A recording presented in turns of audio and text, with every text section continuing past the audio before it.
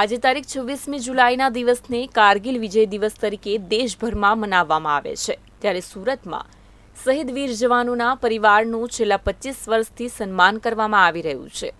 આ સાથે જ પરિવારને મદદ મળી રહે તે માટે આર્થિક સહાય પણ અર્પણ કરવામાં આવે છે। આજના આ દિવસ નિમિત્તે નિવૃત્ત બ્રિગેડિયરને ખાસ યાદ કરવામાં આવ્યા છે। બલરામસિંહ મહેતાનું જીવન પણ કંઈક ફિલ્મથી ઓછું ઉતરે એવું નથી, કારણ કે તેમના ઉપર પીપ્પા નામની એક ફિલ્મ પણ બની છે। વર્ષ 1971ના આ યુદ્ધમાં ભારત દ્વારા પહેલીવાર પાણીમાં તરી શકે તેવી ટેન્કને તૈનાત કરવામાં આવી હતી। આ સાથે જ આ ટેન્ક દ્વારા પાકિસ્તાનની ટેન્કોને ભસ્મીભૂત કરીને આ યુદ્ધને જીતી લેવામાં આવ્યું હતું। ત્યારે પીપ્પા નામની ફિલ્મમાં ઉપયોગમાં લેવામાં આવેલી ટેન્ક હવે સુરતમાં લાવીને સુરતની શાનમાં વધારો કરવામાં આવશે।